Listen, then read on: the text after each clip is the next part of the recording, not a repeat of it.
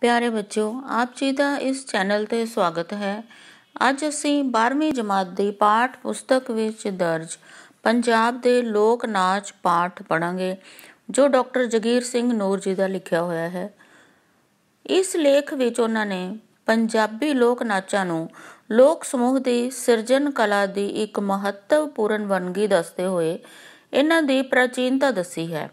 ਫਿਰ ਪੰਜਾਬੀ ਲੋਕ ਨਾਚਾਂ ਦੀਆਂ ਸਾਂਝੀਆਂ ਵਿਸ਼ੇਸ਼ਤਾਵਾਂ ਦੱਸੀਆਂ ਹਨ। ਉਸ ਉਪਰੰਤ ਮਰਦਾਂ ਅਤੇ ਇਸਤਰੀਆਂ ਦੇ ਵੱਖ-ਵੱਖ ਨਾਚਾਂ ਬਾਰੇ ਜਾਣਕਾਰੀ ਦਿੱਤੀ ਗਈ ਹੈ। ਲੇਖਕ ਨੇ ਇਹਨਾਂ ਨਾਚਾਂ ਦਾ ਵਿਸ਼ਲੇਸ਼ਣ ਪੰਜਾਬੀ ਸੱਭਿਆਚਾਰ ਦੇ ਪ੍ਰਸੰਗ ਵਿੱਚ ਹੀ ਕੀਤਾ ਹੈ। ਸਭ ਤੋਂ ਪਹਿਲੇ ਅਸੀਂ ਇਹ ਦੇਖਾਂਗੇ ਕਿ ਲੋਕ ਨਾਚ ਕੀ ਹੁੰਦੇ ਹਨ। ਲੋਕ ਨਾਚ ਵੀ ਇੱਕ ਪ੍ਰਕਾਰ ਦੀ ਲੋਕ ਕਲਾ ਹੈ। ਇਹ ਮਨੋਰੰਜਨ ਦਾ ਸਾਧਨ ਹੀ ਨਹੀਂ, ਇਹ ਕਿਸੇ ਖਿੱਤੇ ਦੇ ਜਨ ਸਮੂਹ ਦੀ ਸਮਾਜਿਕ, ਸੱਭਿਆਚਾਰਕ, ਨੈਤਿਕ, ਧਾਰਮਿਕ, ਰਾਜਸੀ ਅਤੇ ਇਤਿਹਾਸਿਕ ਜੀਵਨ ਜੋੜ ਦੀਆਂ ਭਿੰਨ-ਭਿੰਨ ਪਰਤਾਂ ਦਾ ਸਰੀਰਕ ਮੁਦਰਾਵਾਂ ਰਾਹੀਂ ਆਪ ਮੁਹਾਰਾ ਪ੍ਰਗਟਾ ਹੈ, ਜੋ ਪੁਸ਼ਤ ਦਰ ਪੁਸ਼ਤ ਅੱਗੇ ਤੋਂ ਅੱਗੇ ਚੱਲਦਾ ਰਹਿੰਦਾ ਹੈ। ਸਮਾਂ, ਸਥਾਨ ਅਤੇ ਨਚਾਰਾਂ ਦੀ ਗਿਣਤੀ ਦੀ ਇਸ ਦੇ ਉੱਪਰ ਕੋਈ ਪਾਬੰਦੀ ਨਹੀਂ ਹੁੰਦੀ। ਇਸ ਨਾਲ ਸੰਬੰਧਿਤ ਸਾਜ਼, ਸੰਗੀਤ ਤੇ ਵੇਸ਼-ਭੂਸ਼ਾ ਆਦਿ ਦੀ ਜਨ ਸਧਾਰਨ ਦੀ ਪਹੁੰਚ ਤੇ ਪੱਧਰ ਦੇ ਅਨੁਸਾਰ ਹੀ ਹੁੰਦੀ ਹੈ।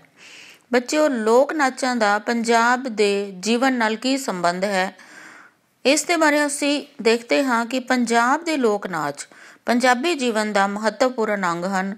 ਪੰਜਾਬ ਵਿੱਚ 5000 ਪੂਰਵ ਈਸਵੀ ਤੋਂ ਲੋਕ ਨਾਚਾਂ ਦੀ ਪਰੰਪਰਾ ਦੇ ਪ੍ਰਮਾਣ ਮਿਲਦੇ ਹਨ। ਉਦੋਂ ਤੋਂ ਹੁਣ ਤੱਕ ਇਸ ਵਿੱਚ ਬਹੁਤ ਪਰਿਵਰਤਨ ਆਏ ਹਨ। ਅਨੇਕਾਂ ਤਰ੍ਹਾਂ ਦੀ ਉਥਲ ਪੁਥਲ ਦੇ ਬਾਵਜੂਦ ਵੀ ਧਰਤੀ ਤੇ ਲੋਕ ਨਾਚਾਂ ਨੇ ਇੱਥੇ ਦੇ ਜਨ ਜੀਵਨ ਵਿੱਚ ਇੱਕ ਵਿਸ਼ੇਸ਼ ਕਿਸਮ ਦੀ ਧੜਕਣ ਕਾਇਮ ਰੱਖੀ ਹੈ। ਪੰਜਾਬ ਦੇ ਸਮੁੱਚੇ ਲੋਕ ਨਾਚ ਲੌਕਿਕ ਪ੍ਰਕਿਰਤੀ ਦੇ ਧਾਰਨੀ ਹੁੰਦੇ ਹਨ।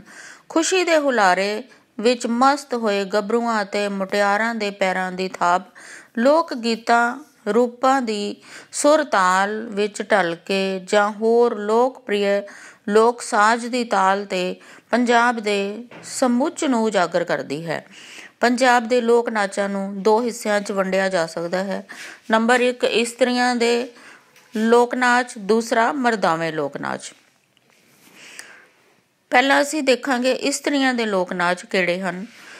ਇਸਤਰੀਆਂ ਦੇ ਲੋਕ ਨਾਚ ਕਈ ਤਰ੍ਹਾਂ ਦੇ ਹਨ।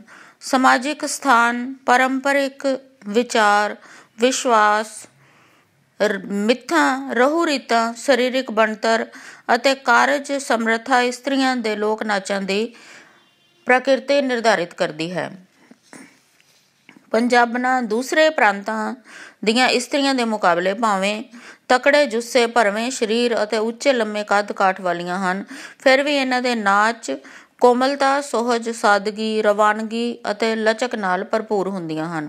ਕੋਈ ਵੀ ਮੰਗਲ ਕਾਰਜ ਹੋਵੇ, ਇਸਤਰੀਆਂ ਦੇ ਲੋਕ ਨਾਚਾਂ ਤੋਂ ਸੱਖਣਾ ਨਹੀਂ ਰਹਿੰਦਾ। ਇਹ ਨਾਚ ਸਧਾਰਨ ਲੋਕ ਸਾਜ਼ਾਂ, ਪਹਿਰਾਵੇ ਅਤੇ ਬਹੁਮੁਖੀ ਲੋਕ ਗੀਤਾਂ ਰਾਹੀਂ ਬਿਨਾਂ ਕਿਸੇ ਕਰੜੀ ਨਿਯਮਾਵਲੀ ਤੋਂ ਕਿਸੇ ਸਰਬ ਸਾਂਝੀ ਥਾਂ ਤੇ ਪੇਸ਼ ਕੀਤੇ ਜਾਂਦੇ ਹਨ। ਬੋਲ ਦੇ ਉਚਾਰ ਅਤੇ ਸਰੀਰਕ ਅੰਗਾਂ ਦੀਆਂ ਪੇਸ਼ ਕੀਤੀਆਂ ਜਾਂਦੀਆਂ ਵਿਭਿੰਨ ਮੁਦਰਾਵਾਂ ਸਹਿਜ ਭਾਵ ਵਿੱਚ ਸੱਭਿਆਚਾਰ ਦਾ ਪ੍ਰਗਟਾਵਾ ਬਣ ਜਾਂਦੀਆਂ ਹਨ। ਮੂਲ ਰੂਪ ਵਿੱਚ ਇਸਤਰੀਆਂ ਦੇ ਲੋਕ ਨਾਚ ਦਾ ਸੰਬੰਧ ਉਪਜਾਇਕਤਾ ਨਾਲ ਜਾ ਜੁੜਦਾ ਹੈ। ਪੰਜਾਬ ਦੀਆਂ ਇਸਤਰੀਆਂ ਦੇ ਲੋਕ ਨਾਚ ਇਸ ਪ੍ਰਕਾਰ ਹਨ। ਸਭ ਤੋਂ ਪਹਿਲਾਂ ਤਾਂ ਅਸੀਂ ਜਾਣਦੇ ਹੀ ਹਾਂ ਕਿ ਗਿੱਧਾ ਸਭ ਤੋਂ ਮਸ਼ਹੂਰ ਹੈ। ਗਿੱਧਾ ਪੰਜਾਬ ਦੀਆਂ ਇਸਤਰੀਆਂ ਤੇ ਚਾਵਾਂ, ਉਮੰਗਾਂ, ਵਲਵਲਿਆਂ ਅਤੇ ਉਲਾਸ ਭਾਵਾਂ ਨੂੰ ਪ੍ਰਗਟ ਕਰਨ ਵਾਲਾ ਲੋਕ ਨਾਚ ਹੈ। ਅਸਲ ਵਿੱਚ ਗਿੱਧਾ ਤਾਲੀ ਨਾਚ ਹੈ। ਨੱਚਣ ਵਾਲੀਆਂ ਤੇ ਘੇਰੇ ਵਿੱਚ ਖੜੀਆਂ ਇਸਤਰੀਆਂ ਤਾਲੀ ਮਾਰਦੀਆਂ ਹਨ। ਤਾਲੀ ਦਾ ਵਹਾਓ ਲੋਕ ਗੀਤਾਂ ਦੇ ਮੁੱਖ ਰੂਪਾਂ, ਬੋਲੀਆਂ ਅਤੇ ਟੱਪਿਆਂ ਦੇ ਨਾਲ ਚੱਲਦਾ ਹੈ। ਇਹਨਾਂ ਟੱਪਿਆਂ ਅਤੇ ਬੋਲੀਆਂ ਵਿੱਚ ਉਚਾਰ ਕੇ ਭਾਵਾਂ ਨੂੰ ਨਾਚ ਮੁਦਰਾਵਾਂ ਦੁਆਰਾ ਪੇਸ਼ ਕੀਤਾ ਜਾਂਦਾ ਹੈ। ਗਿੱਧੇ ਦੀ ਤਾਲੀ ਅਤੇ ਬੋਲ ਦੀ ਇਕਸੁਰਤਾ ਕਾਇਮ ਰੱਖਣ ਲਈ ਬੱਲੇ ਬੱਲੇ, ਸ਼ਾਵਾ ਸ਼ਾਵਾ ਸ਼ਬਦ ਨੂੰ ਲਮਕਾਵੀਂ ਸੁਰ ਵਿੱਚ ਕਿਹਾ ਜਾਂਦਾ ਹੈ। ਪੰਜਾਬਣਾਂ ਆਪਣੇ ਹਰ ਪ੍ਰਕਾਰ ਦੇ ਕਾਰ ਵਿਹਾਰ ਵਿੱਚ ਗਿੱਧੇ ਵਾਸਤੇ ਮੌਕੇ ਸਿਰਜ ਹੀ ਲੈਂਦੀਆਂ ਹਨ। ਰੁੱਤਾਂ, ਮੇਲਿਆਂ, ਤਿੱਥਾਂ, ਤਿਉਹਾਰਾਂ ਅਤੇ ਤ੍ਰਿੰਝਣਾਂ ਦੇ ਵਿੱਚ, ਸਾਉਣ ਮਹੀਨੇ ਵਿੱਚ ਬੱਚੇ ਦੇ ਜਨਮ 'ਤੇ, ਮੰਗਣੀ ਜਾਂ ਵਿਆਹ ਸਮੇਂ, ਜਾਗੋ ਕੱਢਣ ਵੇਲੇ, ਹੋਰ ਖੁਸ਼ੀ ਦੇ ਬਹੁਤ ਸਾਰੇ ਮੌਕਿਆਂ ਦੇ ਉੱਤੇ ਇਸਤਰੀਆਂ ਗਿੱਧਾ ਪਾ ਕੇ ਆਪਣਾ ਸ਼ੌਂਕ ਪੂਰਾ ਕਰ ਲੈਂਦੀਆਂ ਹਨ। ਘਰ ਦਾ ਵਿਹੜਾ, ਖੁੱਲ੍ਹੀ ਛੱਤ, ਖੁੱਲ੍ਹਾ ਕਮਰਾ, ਖੇਤ ਜਾਂ ਮੈਦਾਨ, ਕੋਈ ਵੀ ਜਗ੍ਹਾ ਹੋਵੇ, ਉਸ ਜਗ੍ਹਾ ਦੇ ਉੱਤੇ ਗਿੱਧਾ ਜਿਹੜਾ ਪਾਇਆ ਜਾ ਸਕਦਾ ਹੈ। ਧਰਮ, ਫਿਰਕੇ, ਜਾਤ ਪਾਤ ਦੀ ਇਸ ਦੇ ਵਿੱਚ ਕੋਈ ਥਾਂ ਨਹੀਂ ਹੁੰਦੀ। ਗਿੱਧੇ ਦੇ ਪਿੜ ਵਿੱਚ ਇੱਕ ਕੁੜੀ ਬੋਲੀ ਪਾਉਂਦੀ ਹੈ, ਦੂਜੀਆਂ ਉਸ ਦੇ ਨਾਲ ਸਾਥ ਦਿੰਦੀਆਂ ਹਨ ਅਤੇ ਆਵਾਜ਼ ਨੂੰ ਉੱਚੀ ਚੁੱਕਦੀਆਂ ਹਨ। ਮੁਟਿਆਰਾਂ ਇਕਜੁੱਟ ਹੋ ਕੇ ਹਾਵਾਂ ਭਾਵਾਂ ਨੂੰ ਪ੍ਰਗਟਾਉਂਦੀਆਂ ਹਨ ਅਤੇ ਇੱਕ ਘੇਰੇ ਦੇ ਵਿੱਚ ਆਪਣਾ ਪ੍ਰਦਰਸ਼ਨ ਕਰਦੀਆਂ ਹਨ। ਗਿੱਧੇ ਦੀ ਗਤੀ ਧੀਮੀ ਪੈਣ 'ਤੇ ਇਸ ਨੂੰ ਹੋਰ ਤੀਬਰ ਕਰਨ ਲਈ ਬੋਲੀਆਂ ਦਾ ਉਚਾਰ ਕਰ ਲਿਆ ਜਾਂਦਾ ਹੈ। ਗਿੱਧੇ ਦੀਆਂ ਮੁਦਰਾਵਾਂ ਸੀਮਿਤ ਨਹੀਂ ਕੀਤੀਆਂ ਜਾ ਸਕਦੀਆਂ। ਮੁੱਖ ਤੌਰ 'ਤੇ ਪੈਰਾਂ ਦੀ ਥਾਪ, ਹੱਥਾਂ ਦੀ ਤਾੜੀਆਂ, ਬਾਹਾਂ ਦੇ ਹੁਲਾਰਿਆਂ, ਬਾਹਾਂ ਰਾਹੀਂ ਵੱਖ-ਵੱਖ ਆਵਾਜ਼ਾਂ ਕੱਢ ਕੇ, ਕਿਸੇ ਦੀ ਨਕਲ ਲਗਾ ਕੇ, ਲੜਾਈ ਦਾ ਦ੍ਰਿਸ਼ ਸਿਰਜ ਕੇ, ਧਰਤੀ 'ਤੇ ਬੈਠ ਕੇ, ਸਰੀਰ ਨੂੰ ਹੁਲਾਰਾ ਦੇ ਕੇ ਅਤੇ ਕਈ ਹੋਰ ਜੁਗਤਾਂ ਰਾਹੀਂ ਇਹ ਪੇਸ਼ ਕੀਤਾ ਜਾਂਦਾ ਹੈ। ਹਰ ਟੱਪੇ ਜਾਂ ਬੋਲੀ ਦੇ ਉਚਾਰ ਵਿੱਚੋਂ ਨਵੀਂ ਨਿਭਾਊ ਪਰਿਸਥਿਤੀ ਪੈਦਾ ਹੁੰਦੀ ਹੈ, ਜਿਸ ਨੂੰ ਪੇਸ਼ ਕਰਨ ਲਈ ਮੌਕੇ ਅਨੁਸਾਰ ਮੁਦਰਾ ਸਿਰਜ ਲਈਆਂ ਜਾਂਦੀਆਂ ਹਨ। ਗਿੱਧਾ ਰਾਗ ਅਤੇ ਤਾਲ ਪੱਖੋਂ ਵੀ ਸੁਤੰਤਰਤਾ ਦਾ ਧਾਰਨੀ ਹੈ। ਇਹ ਸਾਜ਼ਾਂ ਦਾ ਮੁਥਾਜ ਨਹੀਂ। ਭਾਵੇਂ ਅੱਜ ਕੱਲ੍ਹ ਢੋਲਕੀ ਦੀ ਵਰਤੋਂ ਆਮ ਕੀਤੀ ਜਾਂਦੀ ਹੈ, ਮੂੰਹ ਰਾਹੀਂ ਫੂੰ-ਫੂੰ ਕਰਕੇ, ਬੱਲੇ-ਬੱਲੇ ਕਰਕੇ, ਅੱਡੀਆਂ ਜ਼ਮੀਨ 'ਤੇ ਮਾਰ ਕੇ ਵੀ, ਕਿਲਕਾਰੀਆਂ ਮਾਰ ਕੇ ਵੀ ਜਾਂ ਤਾੜੀਆਂ ਮਾਰ ਕੇ ਵੀ ਇਸ ਨੂੰ ਸਿਰਜਿਆ ਜਾਂਦਾ ਹੈ। ਸਾਉਣ ਮਹੀਨੇ ਦਿਨ ਗਿੱਧੇ ਦੇ ਸਭੇ ਸਹੇਲੀਆਂ ਆਈਆਂ, ਭਿੱਜ ਗਈਆਂ ਰੂਹ ਮਿੱਤਰਾ, ਸ਼ਾਮ ਘਟਾ ਚੜ੍ਹ ਆਈਆਂ।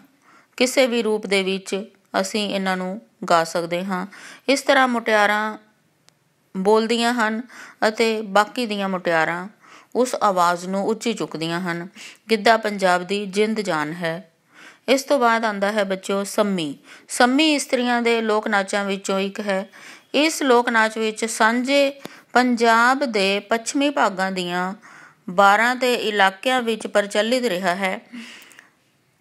ਇਸ ਵਿੱਚ ਸੰਮੀ ਲੋਕ ਨਾਚ ਦੇ ਜਨਮ ਅਤੇ ਪ੍ਰਫੁੱਲਿਤ ਹੋਣ ਸੰਬੰਧੀ ਵੀ ਕਈ ਧਾਰਨਾਵਾਂ, ਦੰਤ ਕਥਾ ਪ੍ਰਚਲਿਤ ਹਨ। ਇੱਕ ਧਾਰਨਾ ਇਹ ਹੈ ਕਿ ਸੰਮੀ ਨਾਮਕ ਕੋਈ ਦਰਖਤ ਦੀ ਲੱਕੜ ਦੀ ਅੱਗ ਬਾਲ ਕੇ ਉਸ ਦੇ ਦੁਆਲੇ ਨੱਚਣ ਵਾਲੇ ਨਾਚ ਦਾ ਨਾਮ ਸੰਮੀ ਪੈ ਗਿਆ। ਦੂਜੀ ਧਾਰਨਾ ਹੈ ਕਿ ਇਸ ਵਿੱਚ ਦੱਸਿਆ ਜਾਂਦਾ ਹੈ ਕਿ ਜਿਸ ਵਿੱਚ ਸੰਮੀ ਇੱਕ ਇੰਦਰ ਦੇ ਅਖਾੜੇ ਦੀ ਅਪਸਰਾ ਵਰਗੀ ਬਣਨ ਦੇ ਚਾਹਵਾਨ ਸੰਮੀ ਨਾਮਕ ਕੁੜੀ ਦੇ ਵਾਰ-ਵਾਰ ਨੱਚਣ ਕਾਰਨ ਇਸ ਦਾ ਨਾਮ ਸੰਮੀ ਪੈ ਗਿਆ। ਤੀਜੀ ਧਾਰਨਾ ਹੈ ਢੋਲੇ ਦੀ ਪ੍ਰੀਤ ਵਿੱਚ ਨੱਚ-ਨੱਚ ਕੇ ਫਾਹੀ ਹੋਣ ਵਾਲੀ ਉਸਦੀ ਪ੍ਰੇਮਿਕਾ ਸੰਮੀ ਦੇ ਨਾਂ 'ਤੇ ਇਸ ਨਾਚ ਦਾ ਨਾਮ ਸੰਮੀ ਪੈ ਗਿਆ। ਸੰਮੀ ਲੋਕ ਨਾਚ ਦੀ ਵਿਸ਼ੇਸ਼ਤਾ ਇਹ ਹੈ ਕਿ ਇਹ ਗਿੱਧੇ ਵਾਂਗ ਘੇਰਾ ਬਣਾ ਕੇ ਹੀ ਨੱਚਿਆ ਜਾਂਦਾ ਹੈ, ਪਰੰਤੂ ਇਸ ਦੀਆਂ ਮੁਦਰਾਵਾਂ ਗਿੱਧੇ ਨਾਲੋਂ ਭਿੰਨ ਹੁੰਦੀਆਂ ਹਨ। ਗਿੱਧੇ ਦੀਆਂ ਮੁਦਰਾਵਾਂ ਬੱਝਵੀਆਂ ਹੁੰਦੀਆਂ ਹਨ, ਪਰ ਸੰਮੀ ਨਾਚ ਦੀਆਂ ਮੁਦਰਾਵਾਂ ਭੇਦ ਸਦਕਾ ਬੱਝਵੀਆਂ ਨਹੀਂ ਰਹਿੰਦੀਆਂ। ਸੰਮੀ ਲੋਕ ਨਾਚ ਨੱਚਦੀਆਂ ਇਸਤਰੀਆਂ ਕੁਝ ਖਲੋ ਕੇ ਉੱਪਰ ਬਾਹਾਂ ਕਰਦੀਆਂ ਹਨ, ਫਿਰ ਕਿਸੇ ਪੰਛੀ ਨੂੰ ਆਵਾਜ਼ ਮਾਰਨ ਦਾ ਸੰਕੇਤ ਕਰਦੀਆਂ ਹਨ ਤੇ ਗੀਤ ਅਲਾਪਦੀਆਂ ਹਨ। ਇਸ ਤਰ੍ਹਾਂ ਤਿੱਤਰਾਂ ਕਾਵਾਂ ਨੂੰ ਸੁਨੇਹੜੇ ਭੇਜਣ ਦੀ ਮੁਦਰਾ ਦੀ ਸਿਰਜਣਾ ਕੀਤੀ ਜਾਂਦੀ ਹੈ। ਨਚਾਰਾਂ ਨੂੰ ਨੱਚਦੇ ਸਮੇਂ ਢੋਲਕੀ ਜਾਂ ਹੋਰ ਸਾਜ਼ ਦੀ ਲੋੜ ਨਹੀਂ ਪੈਂਦੀ। ਉਹ ਹੱਥਾਂ ਦੀਆਂ ਤਾੜੀਆਂ ਤੇ ਬਾਹਾਂ ਨਾਲ ਹੀ ਸਾਜ਼ ਦਾ ਕੰਮ ਲੈ ਲੈਂਦੇ ਹਨ। ਚੁਟਕੀਆਂ ਦੇ ਨਾਲ, ਪੈਰਾਂ ਦੀ ਥਾਪ ਨਾਲ ਇਹ ਆਵਾਜ਼ਾਂ ਸਿਰਜ ਲਈਆਂ ਜਾਂਦੀਆਂ ਹਨ। ਗੀਤ ਦੇ ਉਚਾਰ ਨਾਲ ਇੱਕ ਸੁਰ ਹੋ ਕੇ ਉਹ ਨੱਚਦੀਆਂ ਹਨ। ਗਿੱਧੇ ਵਾਂਗ ਇਹ ਨਾਚ ਵੀ ਵੇਖਾ ਵੇਖੀ ਸਹਿਜ ਸੁਭਾਵਿਕ ਨੱਚਣਾ ਆ ਜਾਂਦਾ ਹੈ। ਇਸ ਨਾਚ ਦੀ ਇੱਕ ਵਿਸ਼ੇਸ਼ਤਾ ਇਹ ਵੀ ਹੈ ਕਿ ਵਧੇਰੇ ਕਰਕੇ ਬਾਹਾਂ ਦੇ ਹਿਲੋਰਿਆਂ ਉੱਤੇ ਆਧਾਰਿਤ ਹੁੰਦੀ ਹੈ। ਵੈਸੇ ਇਸ ਅਨੁਸਾਰ ਮੁਦਰਾ ਦੇ ਨਾਲ ਨਾਲ ਸੰਮੀ ਮੇਰੀ ਵਣ, ਸੰਮੀ ਮੇਰੀ ਵਣ ਸ਼ਬਦ ਉਤਾਰਿਆ ਜਾਂਦਾ ਹੈ ਅਤੇ ਇਸ ਤੋਂ ਅੱਗੇ ਕੁਝ ਹੋਰ ਸ਼ਬਦ ਵੀ ਬੋਲ ਲਏ ਜਾਂਦੇ ਹਨ। ਅਗਲਾ ਕਿੱਕਲੀ। ਕਿੱਕਲੀ ਛੋਟੀਆਂ ਕੁੜੀਆਂ ਦਾ ਇੱਕ ਲੋਕ ਨਾਚ ਹੈ।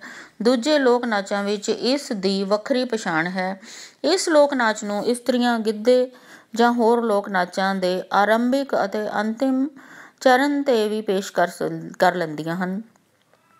ਅਸਲ ਵਿੱਚ ਲੋਕ ਨਾਚ ਗਿੱਧੇ ਦੀ ਨਰਸਰੀ ਹੈ। ਨਿੱਕੀਆਂ ਕੁੜੀਆਂ ਆਪਣੇ ਮਨ ਪਰਚਾਵੇ ਲਈ ਕਿਸੇ ਵੀ ਖੁਸ਼ੀ ਦੇ ਮੌਕੇ ਦੇ ਉੱਤੇ ਕਿੱਕਲੀ ਪਾਉਂਦੀਆਂ ਹਨ। ਕਿੱਕਲੀ ਕਲੀਰ ਦੀ ਪੱਗ ਮੇਰੇ ਵੀਰ ਦੀ, ਦੁਪੱਟਾ ਮੇਰੇ ਭਾਈ ਦਾ, ਫਿੱਟੇ ਮੂੰਹ ਜਵਾਈ ਦਾ। ਇਹ ਅਕਸਰ ਛੋਟੀਆਂ ਛੋਟੀਆਂ ਕੁੜੀਆਂ ਗਾਉਂਦੀਆਂ ਹਨ ਔਰ ਇਸ ਤੋਂ ਹੀ ਉਹਨਾਂ ਨੂੰ ਡਾਂਸ ਦੀ ਪਰੰਪਰਾ ਦੇ ਬਾਰੇ ਪਤਾ ਚੱਲਦਾ ਹੈ ਅਤੇ ਉਹ ਨੱਚਣਾ ਸਿੱਖ ਜਾਂਦੀਆਂ ਹਨ।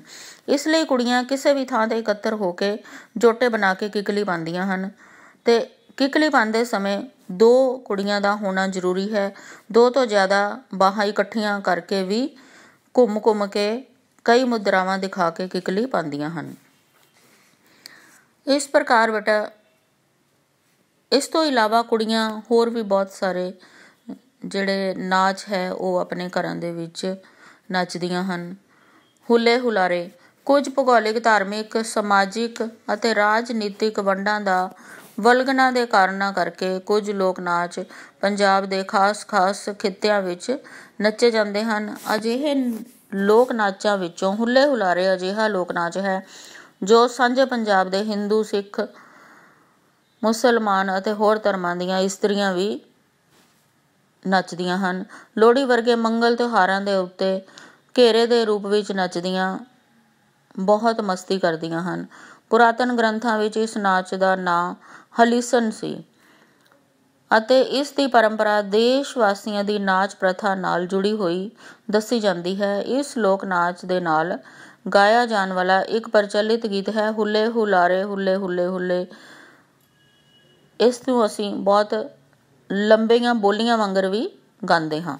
ਨੱਚਣ ਵਾਲੀਆਂ ਇਸਤਰੀਆਂ ਵਿੱਚੋਂ ਜੋ ਇਸਤਰੀ ਪਿੜ ਵਿੱਚ ਮੁਦਰਾਵਾਂ ਦਾ ਸੰਚਾਰ ਕਰ ਰਹੀ ਹੁੰਦੀ ਹੈ ਉਹ ਪਹਿਲਾ ਭਾਗ ਉਚਾਰਦੀ ਹੈ ਤੇ ਬਾਕੀ ਸਮੂਹ ਹੁੱਲੇ ਹੁੱਲੇ ਸ਼ਬਦ ਉਚਾਰਦਾ ਹੈ।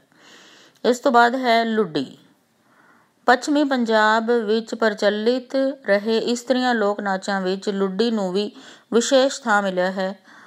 ਬੇਸ਼ੱਕ ਇਹ ਨਾਚ ਮਰਦਾਂ ਦੁਆਰਾ ਵੀ ਨੱਚਿਆ ਜਾਂਦਾ ਹੈ ਪਰ ਇਸਤਰੀਆਂ ਦਾ ਸੰਚਾਰ ਤੇ ਪ੍ਰਗਟਾਓ ਵੱਖਰੀ ਕਿਸਮ ਦਾ ਹੁੰਦਾ ਹੈ। ਧਮਾਲ ਧਮਾਲ ਬੋਲੀ ਜਾਂ ਟੱਪੇ ਦੇ ਨਾਲ ਨੱਚਿਆ ਜਾਣ ਵਾਲਾ ਸੁਤੰਤਰ ਕਿਸਮ ਦਾ ਲੋਕ ਨਾਚ ਹੁੰਦਾ ਹੈ ਜੋ ਹੁੱਲੇ ਹੁਲਾਰੇ ਵਾਂਗ ਗਿੱਧੇ ਵਿੱਚ ਇੱਕ ਮੁਦਰਾ ਤੱਕ ਹੀ ਸਿਮਟ ਕੇ ਰਹਿ ਗਿਆ।